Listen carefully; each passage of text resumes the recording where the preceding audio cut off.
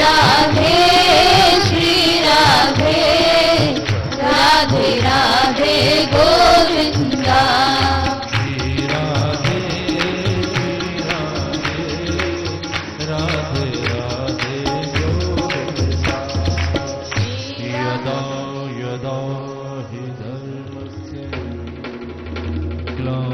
ग्लानिर्भवति भारते अभ्युत्थानम् अधर्मस्य तदात्मानं सृजाम्यहम् परित्राणाय साधूनां विनाशाय च दुष्कृताम् धर्म संस्थापनार्थाय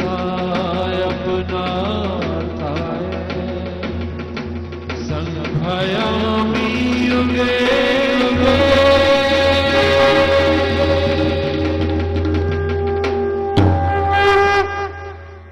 जय श्री कृष्ण। श्रीमद् भगवद गीता में पृष्ठ नंबर है 87, 87, दूसरा अध्याय, श्लोक नंबर है 62। 62 श्लोक नंबर है, दूसरा अध्याय है।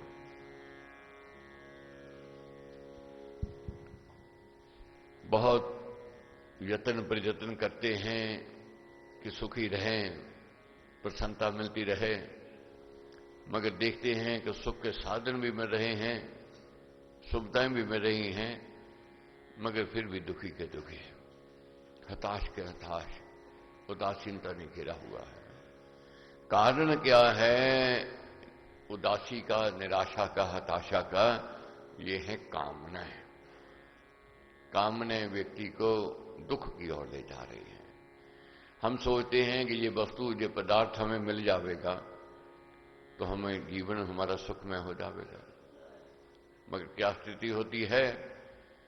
एक मिला, दूसरे की चाहना खड़ी हो गई, दूसरा मिला, तीसरे की चाहना खड़ी हो गई, और वह नहीं मिला तो मन दुखी उदास हो जाता है। तो आगे इस पर चिंतन क्या करना है कि जो संयमी नहीं है, संयम में नहीं रहता है, वह सदा हताश रहेगा, दुखी रहेगा और उदास रहेगा। प्रभु कहते हैं, असंयमी मनुष्य के मन में वासना का बीज पड़कर जिस प्रकार पाप का पेड़ बना करता है, उस पर श्री महाराज ने कहा, बुरे विषयों का चिंतन करने वाले पुरुष का उन विषयों के साथ संग हो जाता है, वह उसके भोग उपभोग में आसक्त हो जाता है, उसकी आसक्ति से कामना जगती है, कामना से क्रोध बढ़ जाता है, क्रोध से सम्मोह, मूढ़ता, कार्य अकार्य का अविवेक उत्पन्न हो जाता है, सम्मोह में स्मृति में भ्रम हो जाता है, स्मृति ठीक नहीं रहती है, स्मृति भ्रष्ट हो जाने से बुद्धि का नाश हो जाता है, और बुद्धि के नष्ट होने पर वह विषयों में आसक्त मनुष्य ही नष्ट हो जाया करता है। अपने आप को नष्ट नहीं करना है। कौन सी ऐसी शक्ति है जो हमें गिरावट की ओर ले जा रही है? ये है वासना। वासना क्या है? जब बुराई का चिंतन हम करने लग जाते हैं, बुरे विषय से जब हमारा संग हो जाता है, उसका भोग उपभोग करने की चाहना, लालसा जब हमारे मन में उत्पन्न होती है, वह एक न एक दिन वासना का रूप ले लेती है। मैं और ग्रहण करूं, मेरे को और मिले, ये दिन प्रतिदिन कामना वासना की ओर बढ़ती जाती है, और कामना पूरा नहीं होती जब, फिर क्रोध आता है, कोई रुकावट डालता है, वह शत्रु लगता है। और ऐसी स्थिति जब होती है, कामना जब वासना का रूप ले लेती है, कामना तो आवेगी, कामना को अगर व्यक्ति रोक ले बाहर है, अच्छा देखा, अच्छा सुना, अच्छा चखा, कामना जागृत हो गई। मगर जिसकी विवेक बुद्धि है, जागृत है बुद्धि, वह वही रोक देवेगा, नहीं तेरा ये विषय नहीं है। ये नहीं है कि साधक की आंखें बंद हैं, साधक के कान बंद है, साधक की आंखें भी खुली हैं, कान भी खुले हैं, हाथ पैर भी खुले हैं, मगर वह उचित विषयों का भोग उपभोग करता है, अपनी बुद्धि से काम लेता है। मगर जो बुद्धि के अधीन हो जाता है, कामना के कारण, वासना के कारण उसका पतन हो जाता है। तो प्रभु कहते हैं जब क्रोध आवेगा, जिसकी कामना नहीं पूर्ण होवेगी, और बुद्धि का हरण हो जाएगा, बुद्धि भ्रष्ट हो जाएगी, और बुद्धि भ्रष्ट जिसकी हो जाती वह व्यक्ति ही नष्ट हो जाता है। ये कामना आती कहां से है? ये क्यों हमें गिरावट की ओर ले जा रही है? मनुष्य के हृदय में पहले बाहरी विषयों के उपभोग का चिंतन उत्पन्न होता है। बार बार के चिंतन से उसी प्रकार के संस्कारों की परंपरा बन जाती है, वही वासना कही जाती है। कुछ देखा, कुछ सुना, उसके प्रति मन आकर्षित हो गया, मन कहेगा मैं लूं, मैं प्राप्त कर लूं, ये मेरा हो जाए, मेरी हो जाए। बार बार चिंतन चल रहा है कैसे मैं इसको प्राप्त करूं, और बार बार जब चिंतन चलता है वह वासना का रूप ले लेता है। फिर व्यक्ति के अंदर वह कामना वासना का रूप लेकर घर कर जाती है, नहीं निकलती है। दिन रात उसको यही ढूंढ रहती है कैसे मैं इसको प्राप्त करूं, कैसे जो मेरे को मिल जावे। वह बार बार चिंतन होता है। वह वासना चिंतन किए हुए विषय के साथ एक दिन अवश्य जोड़ देती है। एक दिन आवेगा, कामना जो जागृत हुई है, जो वासना जागृत हुई है, उसमें व्यक्ति सफल तो हो जाता है, मगर सफल कैसे होता है? छल करके, कपट करके, द्रोह करके। क्योंकि कामना वासना का रूप लेगी, और वासना का जो रूप लेती है मति का हरण हो जाता है, बुद्धि का हरण हो जाता है। एक ही धुन होती है मेरे को मिल जावे। एक दिन ऐसा समय आता है उससे विषय जोड़ हो जाता है। वही लगाव विषय संग कहा गया है। उस लगाव से विषयों के उपभोग से तृप्ति तो होती ही नहीं, किंतु कामना तृष्णा अधिक बढ़ जाया करती है। इच्छा हुई मेरे को ये मिल जावे, नहीं मिल रहा, छल करेगा, कपट करेगा, द्रोह करेगा, और दिन रात तड़पेगा कि मेरी ये कामना कैसे पूर्ण होवे, कैसे ये मैं प्राप्त कर लूं। लक्ष्य तक पहुंच गया, अब संतुष्ट है, खुश है, प्रसन्न है, मगर कितनी देर? कुछ समय के लिए, ज्यादा देर नहीं रहेगा। क्यों ज्यादा देर नहीं प्रसन्नता रहती है? नई कामना और जागृत हो गए।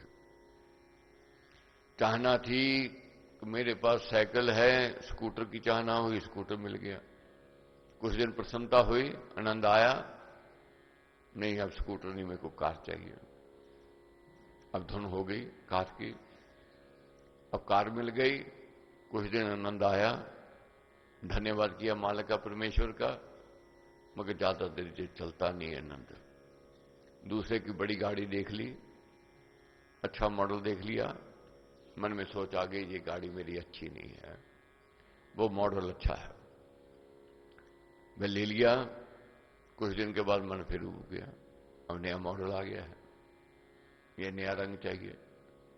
अब दुखी है, उदास है, मेरे को तो कुछ मिला नहीं, माल को मेरे को तो देता नहीं, उसके पास इतनी बड़ी बड़ी गाड़ियां हैं, मेरे पास नहीं है। वह दुखी रहेगा। घर नहीं है, किराए पर है, मालिक से मांगता है कि भाई एक छत दे दे, एक कमरा दे दे, मिल गया। कुछ दिन आनंद आया, धन्यवाद किया मालिक का। अब वह आनंद समाप्त हो रहा है धीरे धीरे। क्यों? एक नहीं दो कमरे चाहिए, दो चाहिए अपने लिए, बच्चों के लिए। सोचोगे धुन लगी हुई है कैसे दो कमरे बने, बना लिए किसी तरह, बन गए। कुछ दिन धन्यवाद किया, मगर मन फिर उब गया।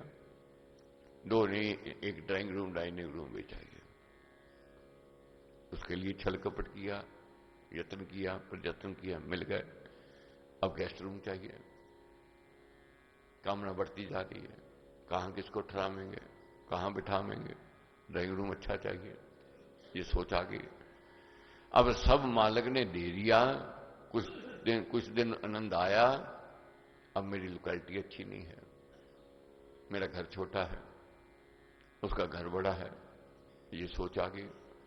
ये व्यक्ति को निराशा, उदासीनता, हताशा की ओर ये बातें ले जाती हैं। मन प्रसन्न नहीं होगा उसका, खुशी अधिक दिन नहीं चलती है। मैं और अधिक पदार्थों का उपभोग करूं, ऐसी कामना ही काम कहती है। और मिल जावे, एक जेवर मिला, संतुष्टि हो गई, मगर कुछ दिन, अब ये नहीं, दूसरा चाहिए, दूसरा नहीं, तीसरा चाहिए। हमारी क्या स्थिति है, जाते हैं आनंद लेने के लिए, मगर लेकर के क्या आते हैं, दुख लेकर के आते हैं, उदासी लेकर के आते हैं। किट्टी फैक्ट्री में जाती हैं बहनें खुशी के लिए, मगर दूसरे के जेवर देखे, दूसरे के वस्त्र देखे, दूसरे की खुशियां देखी, मन उदास हो गया। मेरे पास ऐसा जेवर नहीं है, ऐसे वस्त्र नहीं है, ऐसी खुशी नहीं है। मन आया उदासी से वापस। अब चिंतन चल रहा है, ये मेरी कामना पूर्ण कैसे होगा, मेरे पास ऐसा जेवर कैसे आवे, ऐसे वस्त्र कैसे आवे, ऐसी गाड़ी कैसे आवे। उसमें घिर गया, उदासी लेकर के आया। विवाह शादी में गए, दूसरे की यश कीर्ति देखी, सुख के साधन देखे, रुपए पैसा देखे, जलन लेकर के आ गए। गए तो आनंद के लिए थे, गए तो मस्ती के लिए थे, मगर उल्टा वापस कैसे आए, दुख लेकर के आए। मगर जो विवेकी है, समझदार है, वे अपने मन को खुला नहीं छोड़ता है। जैसे बच्चा है, बच्चा जहां को वस्तु देखता है जिद करने लग जाएगा, लिटने लग जाएगा, रोने लग जाएगा, मेरे को तो ये चाहिए। बड़ी उम्र में ऐसा कोई करता है? क्यों? अब विवेक हो रहा है, समझ आ रही है।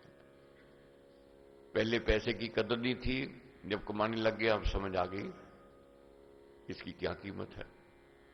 जैसे जैसे अनुभव होता है, जैसे जैसे ज्ञान होता है, वे विकार अपने आप छटने लग जाते हैं।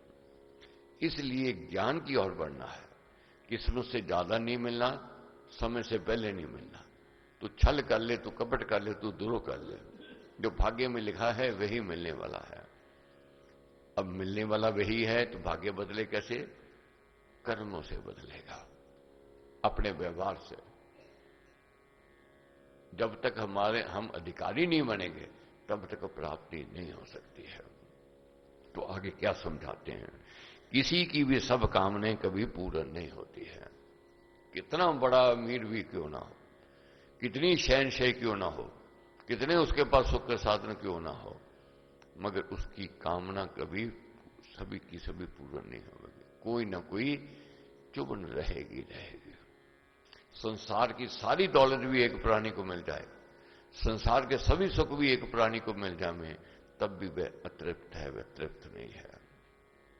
और चाहिए, ऐसा नहीं वैसा चाहिए। एक की कामना का दूसरे की कामना के साथ संघर्ष अवश्य होता है, जिससे स्वार्थ में बाधा डालने वाले के साथ क्रोध करने की प्रवृत्ति हो जाती है।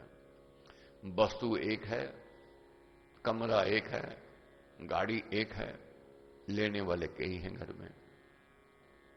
क्या होगा? कलह क्लेश होगा, मन मुटाव होगा।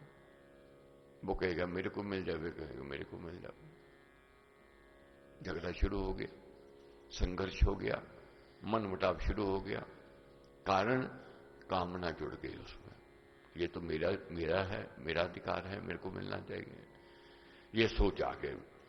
परस्पर कलह क्लेश करने पर और क्रोध से बढ़ जाने से मनुष्य में मोह छा जाता है। उसे उचित अनुचित का विवेक विचार नहीं रहता है।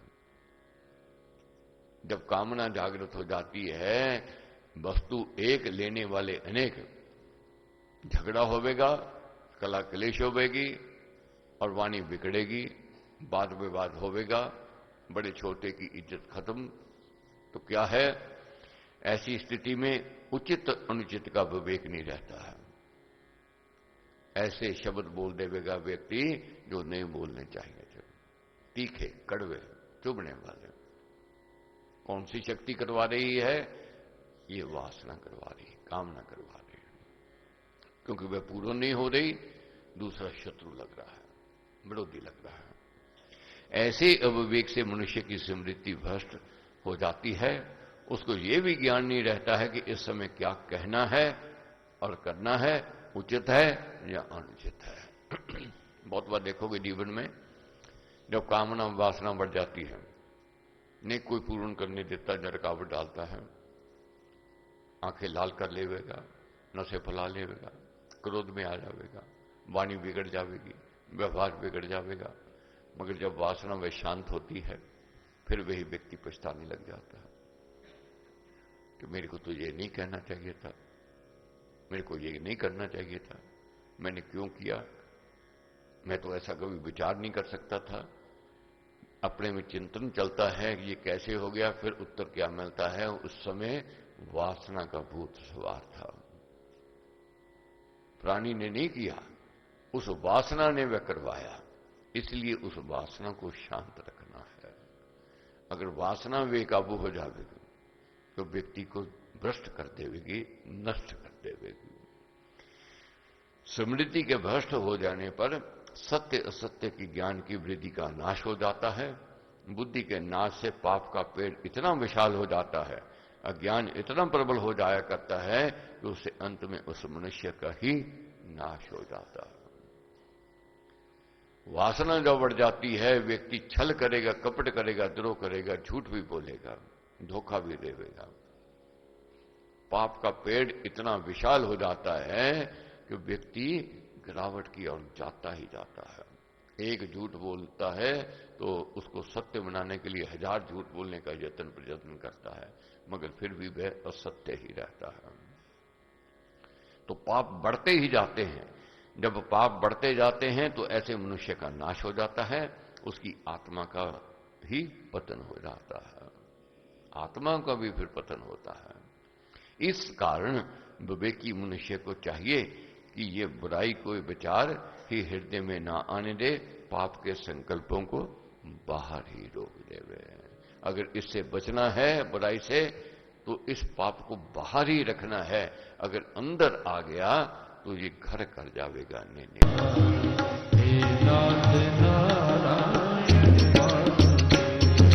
श्री कृष्ण गोविंद हरे मुरारी, हे नाथ नारायण वासुदेवा।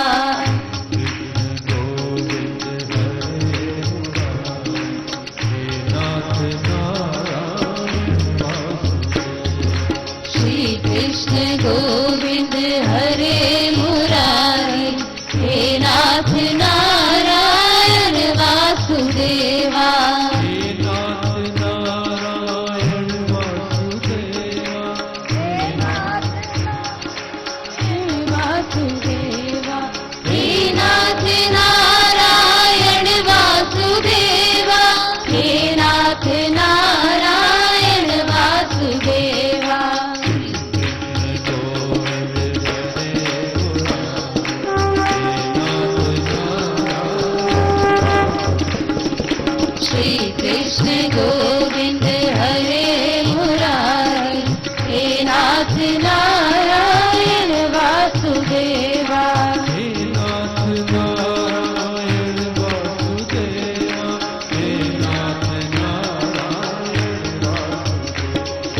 हे नाथ नारायण वासुदेवा, हे नाथ नारायण वासुदेवा।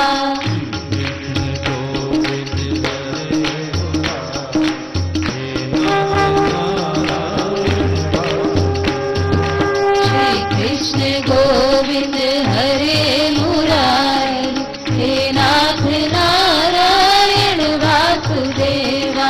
हे नाथ नारायण वासुदेवा, हे नाथ नारायण वासुदेवा। हे नाथ नारायण वासुदेवा, हे नाथ नारायण वासुदेवा।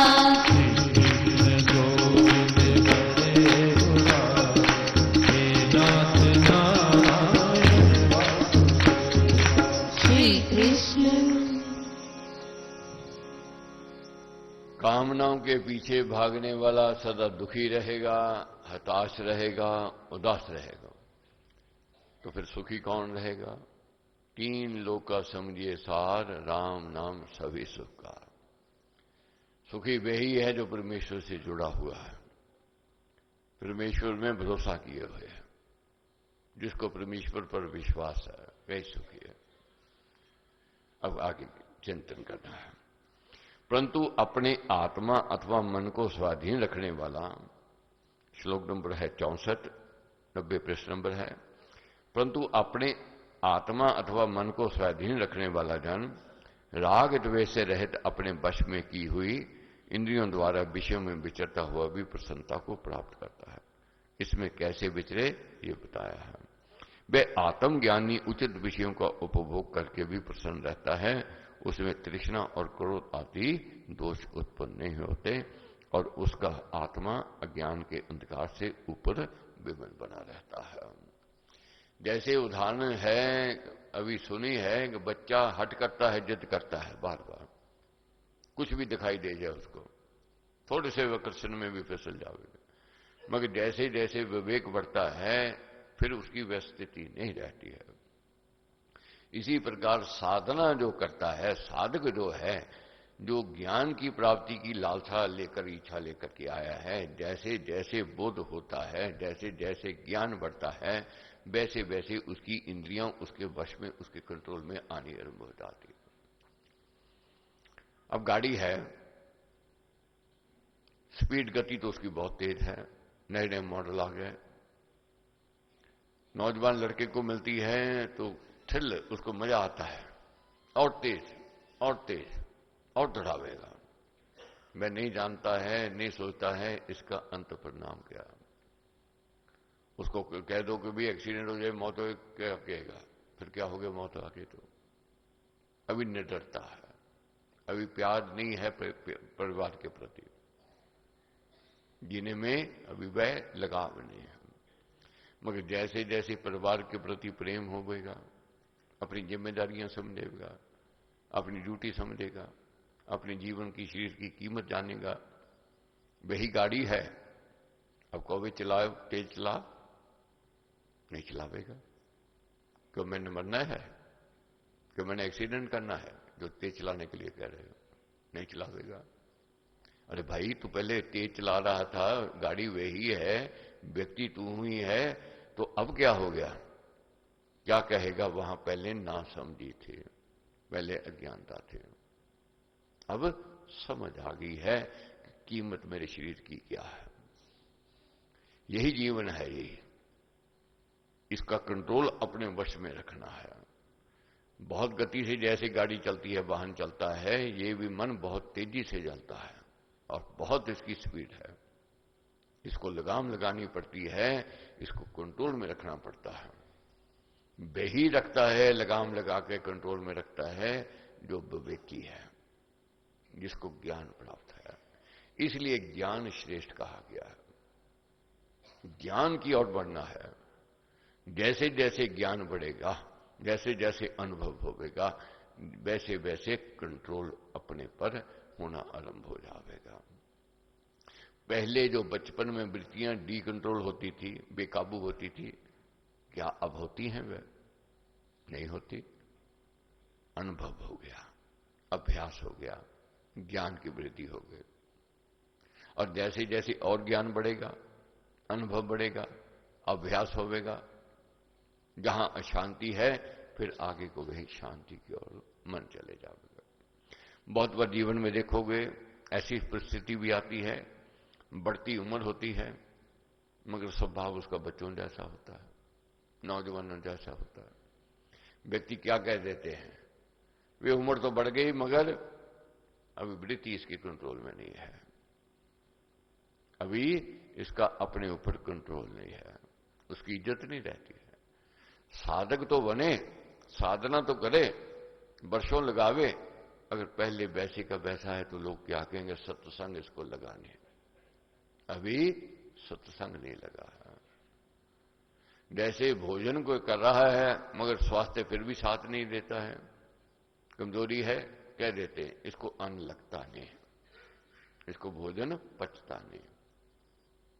तो ऐसी स्थिति ना आवे कि लोग कहें इनको सत्संग लगाने। अब सत्संग को जानना है, क्या महाराज ने हमें ज्ञान दिया है, इस पर हमने चलना है, अपने जीवन को निखार की ओर ले जाना है। प्रभु क्या कहते हैं, परंतु अपने आत्मा तथा मन को स्वाधीन रखने वाला जन राग द्वेष से रहित अपने वश में की हुई इंद्रियों द्वारा विषयों में विचरता हुआ भी प्रसन्नता को प्राप्त करता है। इसमें कैसे विचरे ये बताया है।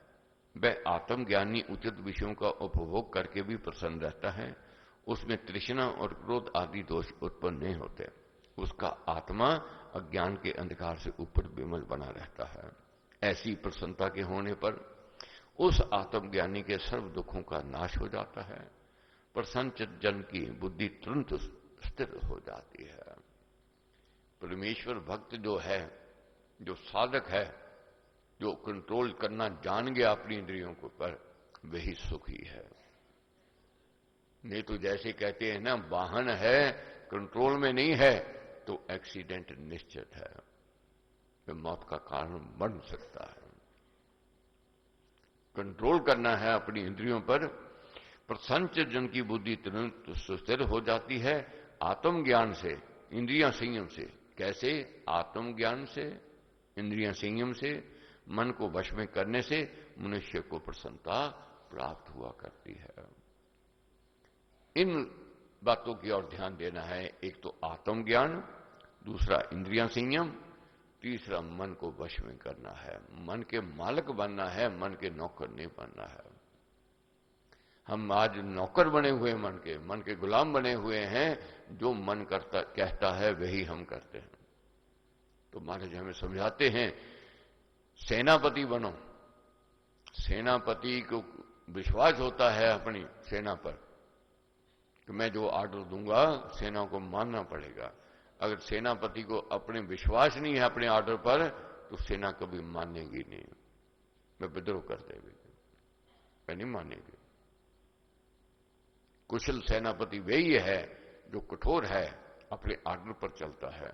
मन तो भगावेगा, मन तो गिरावट की ओर लेकर के जावेगा, मगर कुशल सेनापति बनना है कि मैं मालिक हूं इस मन का, मन मेरे अधीन है, मेरी बुद्धि मेरा विवेक जो कहेगा मेरे मन को वही करना पड़ेगा। वही सुखी है जो मन बुद्धि के अधीन रहता है। कामना के पीछे दौड़ने वाले को तो कभी भी शांति नहीं मिलती है। वह सदा ईर्ष्या और क्रोध की अग्नि से जलता रहता है। ऐसे अशांत मनुष्य की बुद्धि भी संशय से, छल से, असत्य से, द्रोह से और स्वार्थ तत्परता से अति चंचल बनी रहा करती है। इस कारण संयम, मन की विमलता और चित्त की प्रसन्नता बुद्धि के शीघ्र स्थिर हो जाने के उत्तम साधन है।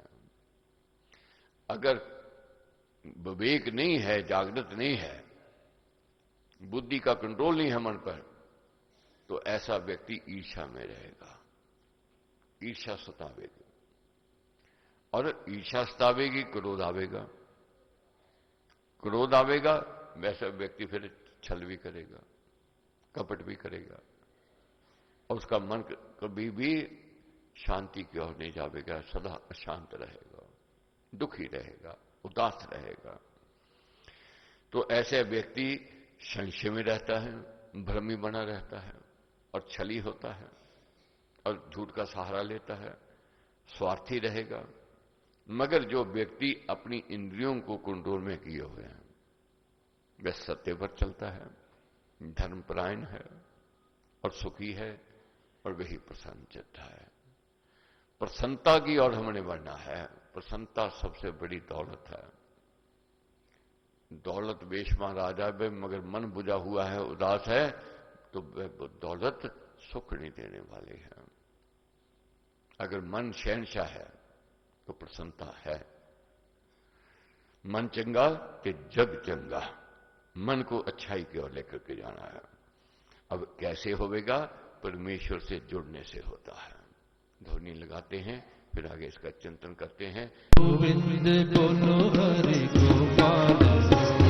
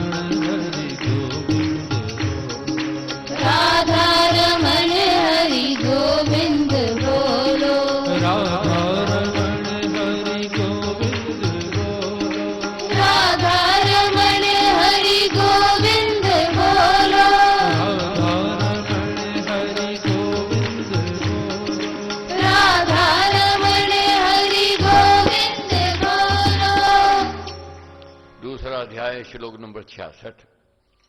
निष्काम कर्म करने वाले विषयों में अनासक्त और भगवत भक्त आत्मज्ञानी को ही युक्त और योग युक्त कहा। जो जन योग युक्त नहीं है उसको अयुक्त कहा गया है। युक्त और अयुक्त इस पर चिंतन आज करना है। परमेश्वर से जुड़ा हुआ है और या नहीं जुड़ा हुआ है। महाराज ने कहा अयुक्त मनुष्य की बुद्धि स्थिर हो जाती नहीं होती और अयुक्त में भक्ति भाव भी नहीं होता है। अयुक्त व्यक्ति जो परमेश्वर से जुड़ा हुआ नहीं है उसकी बुद्धि स्थिर नहीं है और उसमें भक्ति भाव नहीं है, आस्तिक भावना नहीं होती है। युक्त में भक्ति भाव है और उसकी बुद्धि स्थिर है। और जो भक्ति भाव नहीं रखता है उसको शांति नहीं मिलती है। यहां स्पष्ट कह दिया है। जो परमेश्वर से जुड़ा हुआ नहीं है सदा दुखी रहेगा, उदास रहेगा, हताश रहेगा। ऐसी स्थिति नहीं बनने देनी है। हम परमेश्वर से दूर हों, ऐसी स्थिति नहीं बननी है। हम अयुक्त हों, परमेश्वर से जुड़ना है। परमेश्वर से जुड़ना है और उसमें विश्वास को जगाना है। वह देवेगा, भरपूर देवेगा और हमारे अधिकार से ज्यादा देवेगा। हमारी किस्मत में जो लिखा है उसमें कटौती नहीं करेगा, बढ़ोतरी करेगा। क्यों? उसका स्वभाव है दया, उसका स्वभाव है क्षमा और वह दीनों का नाथ है और वह करुणा निधान है। दुख व्यंजन उसका नाम है और अक्षमा करना उसका स्वभाव है। इसलिए उससे जुड़ना है, उससे जुड़ना है। और जो नहीं जुड़ता है, अशांत जन को सुख कहां से हो। जो व्यक्ति अशांत है उसको सुख नहीं मिल सकता है। वह दुखी रहेगा, वह जीवन को बोझ समझेगा, कुटुंब परिवार को बोझ समझेगा, समाज को बोझ समझेगा। क्यों? सुख का अभाव है, जुड़ा हुआ नहीं, अयुक्त है, भरोसा नहीं उसको। किसी के साथ जुड़ना मिलना ही युक्तपन है। इंद्रिय संयम द्वारा प्रभु भक्ति पूर्वक कर्तव्य परायणता ही विश्व की आत्मा के साथ मिलने का उपाय है। अब मालिक से परमेश्वर से जुड़ा कैसे जावे? प्रभु कहते इंद्रियां संयम द्वारा उससे जुड़ा जा सकता है। इंद्रियां खुली हैं, बेकाबू हैं, मालिक परमेश्वर से नहीं जा सकता है। इसलिए इंद्रियों को वश में करना ही पड़ेगा। अगर मालिक से जुड़ना है, अगर सुख की चाहना है तो इंद्रियों को वश में। हम लोग समझते हैं कि जो मौज मस्ती करते हैं, शराब पीते हैं, जुआ खेलते हैं, मुर्गे बकरे खाते हैं, सैर सपाटा करते हैं, वे सुखी है। नहीं नहीं, यही सोच गलत है। जितनी नींद की गोलियां वो खाते हैं, साधक नहीं खाता है। वे तो नींद की गोली के बिना सो नहीं सकते। पार्टी में देखोगे मौज मस्ती कर रहे हैं, घर में आके देखोगे तलवारें खुली हुई हैं, लड़ाई चल रही है, झगड़ा चल रहा है। बस सुकून के लिए जाते हैं वहां मस्ती करने के लिए, कुछ समय के लिए, कुछ क्षण के लिए। पीली मैं खाने में गए तो समझे दूसरा देखने वाला कहते हैं ये तो बहुत सुखी है, बहुत प्रसन्नचित्त है, मगर वह गम दूर करने के लिए काम कर रहा है। फिर भी उसका गम दूर नहीं होने वाला है, उसके दुख दूर नहीं होने वाले हैं। जब तक वह परमेश्वर से जुड़ेगा नहीं तब तक वह सुखी नहीं हो सकता है। परमेश्वर से विमुख रह करके दुख ही दुख है, सुख नहीं है। प्रभु क्या कहते हैं? इसलिए इसे योग कहा जाता है। ऐसे योग से युक्त जन की स्थिर बुद्धि और भक्ति भावनावान होता है, वही शांति और सुख को लाभ करता है। ये विश्वास जगाना है। ये शब्द श्री मुख से निकले हुए हैं भगवान श्री कृष्ण के अपने भक्तों के लिए। ये ज्ञान दिया है। जैसे बच्चा मां बाप के कहे हुए उनकी बातों को खिली उड़ाता है, ये अक्सर होता है।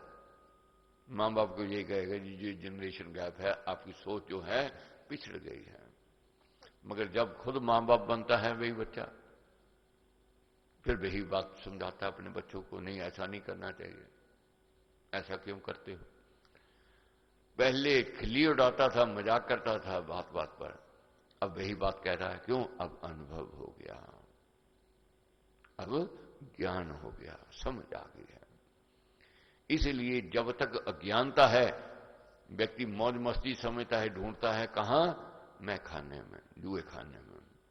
मगर जब ज्ञान हो जाता है, वह सत्संग में मस्ती ढूंढता है, संत की शरण में जाकर के मस्ती को ढूंढने लग जाएगा।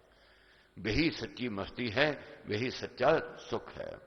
स्थिर बुद्धि रहित और भक्ति भावहीन जन नाना वासनाओं और कामनाओं की तृष्णा में फंसा हुआ सदा चंचल चित्त, अशांत मन, अस्थिर बुद्धि दिखाई दिया करता है।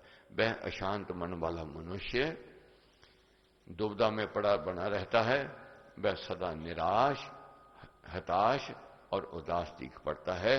उसको कहीं भी सुख प्राप्त नहीं होता है। ऐसा व्यक्ति कभी सुखी नहीं हो सकता है। इसलिए सुख की चाहना के लिए हम सत्संग में आए हैं। ये तभी मिलेगा अगर आस्तिक भावना हमारी बढ़ेगी, युक्तपन आवेगा। युक्तपन कैसे आवेगा? इंद्रियां कंट्रोल करने से आवेगा। इंद्रियां कंट्रोल में आ जाएंगी तो परमेश्वर से जुड़ना, उस विश्व की आत्मा से जुड़ती है ये हमारी आत्मा।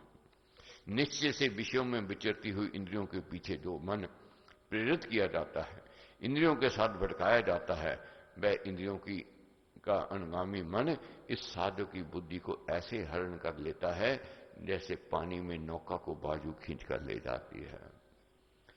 ये सोच नहीं रखनी है कि हम साधक बन गए, अब क्या हमें जरूरत है इंद्रियों को कंट्रोल करने की, कि हमको तो समझ आ गई है, ज्ञान आ गया है, अनुभव भी हो गया है। नहीं, ये किसी समय भी बेकाबू हो सकती है, किसी क्षण भी। हर समय इसको कंट्रोल में रखना पड़ेगा। गाड़ी चलाने वाला ढलान में जा रहा है, समझदार चालक जो होता है इंजन बंद नहीं करेगा। उसको पता है पता नहीं किस समय मेरे को इंजन की जरूरत पड़ जाए। मगर जो अज्ञानी है पेट्रोल बचाने के लिए इंजन बंद कर देते हैं, अंत किसी वक्त नुकसान खाते हैं। पानी में नौका चल रही है, भाव जिस और है नौका उस और जा रही है, मगर कुशल चालक जो है चप्पू नहीं छोड़ेगा, चप्पू से कंट्रोल रखेगा अपनी नौका का, चाहे भाव उस और है जिस और उसने जाना हो। मगर जब चप्पू छोड़ देता है भंवर में फंस जाएगा, फिर निकलना मुश्किल हो जाएगा।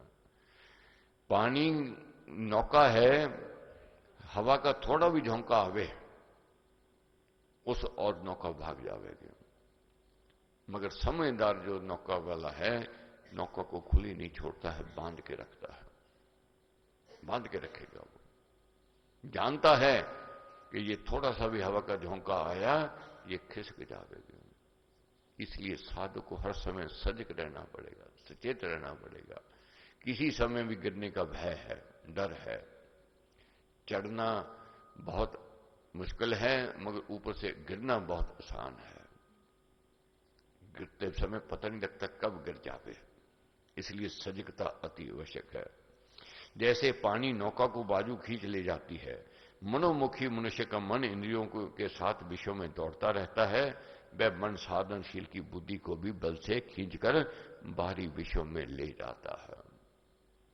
मनोमुखी व्यक्ति कामनाओं के पीछे भागता है।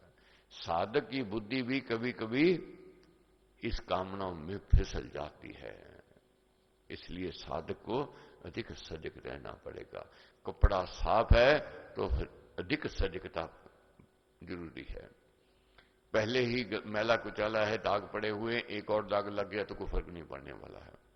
मगर साफ है तो दूर से दिखाई देगा ये काला धब्बा लग गया है, उससे बचना पड़ेगा। जब बुद्धि भी ऐसे मन के अनुसार भटकने लग जाए तो अंतर्मुख होना, प्रशांत चित्त रहना, स्थिरता और समता को लाभ करना महाकठिन कार्य हुआ करता है। मैंने दूसरे अध्याय पर ज्यादा समय लगाना है, बाकी फिर मेरे को तेजी से पढ़ना पड़ेगा क्योंकि समय कम है। एक एक श्लोक के लिए चिंतन करते रहे, व्याख्या करते रहे, कितने कितने दिन लग सकते हैं। ऐसी महाराज ने ये लिखी है श्रीमद् भगवद गीता, इतनी अच्छी, सरल और आनंद देने वाली लिखी है महाराज ने। मगर समय का ध्यान रखते हुए फिर आगे थोड़ा तेजी भी करेंगे। प्रभु क्या कहते हैं, इसलिए हे महावीर, जिस धीर जन की इंद्रियां अपने विषयों से सर्व प्रकार वश में की हुई हैं, उसकी बुद्धि स्थिर है। प्रत्येक कार्य में बुद्धि का स्थिर होना आवश्यक है। प्रत्येक कार्य में, ये नहीं कहते कि कब देखेंगे सजग हो जाएंगे, नहीं।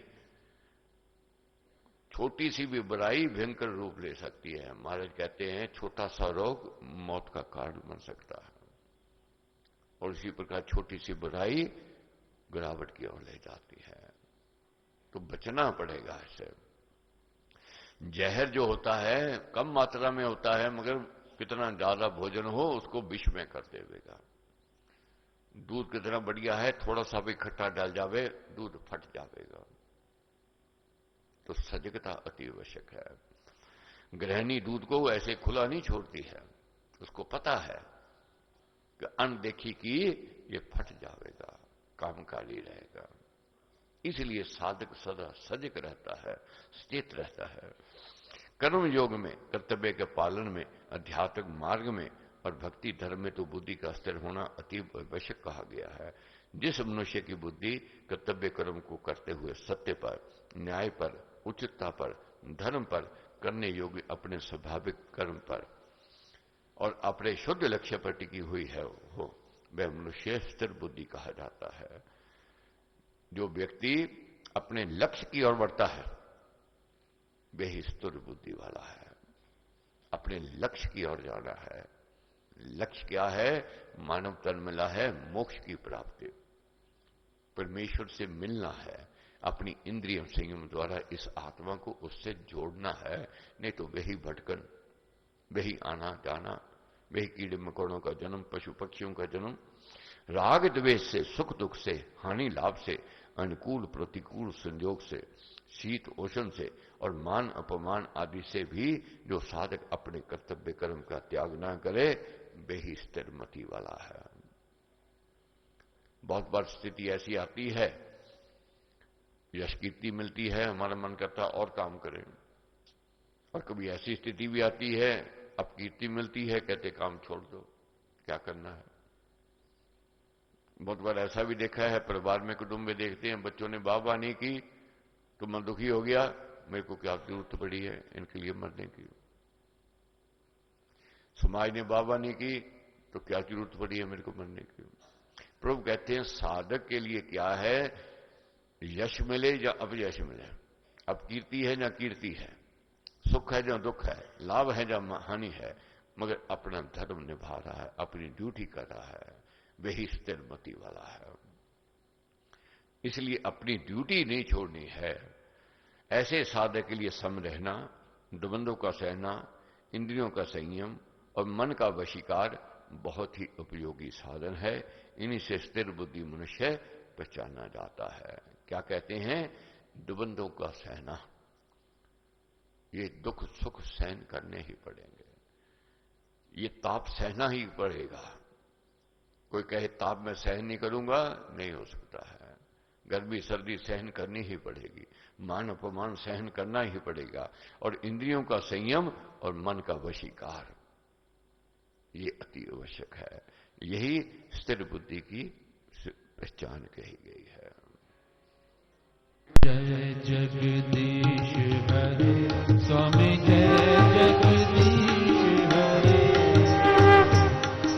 दास जनों के संकट, दास जनों के संकट में दूर करे। ओम जय जगदीश हरे।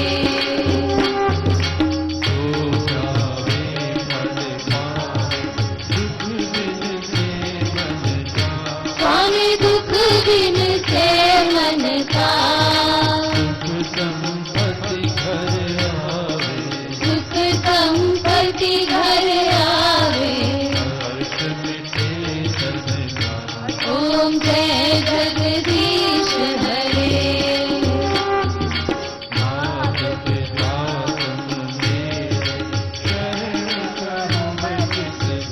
स्वामी शरण पढ़ूं मैं किसकी, प्रभु बिन और न दूजा।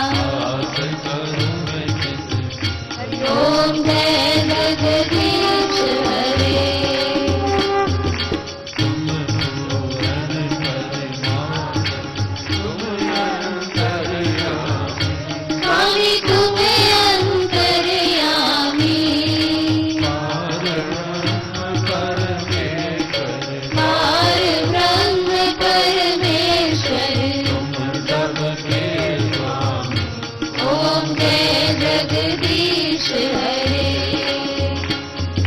तुम करुणा के सागर, तुम पालन करना। स्वामी तुम रक्षा करता, मैं मूरख सरगामी, मैं सेवक तुम स्वामी। कृपा करो हरता। ओम जय जगदीश हरे। तुम हो एक अरोचर, सबके प्राणपति। स्वामी सबके प्राणपति, इस निज मिलो दयालु, किस विधि मिलूं कृपालु। तुमको है सुमति। ओम जय जगदीश हरे।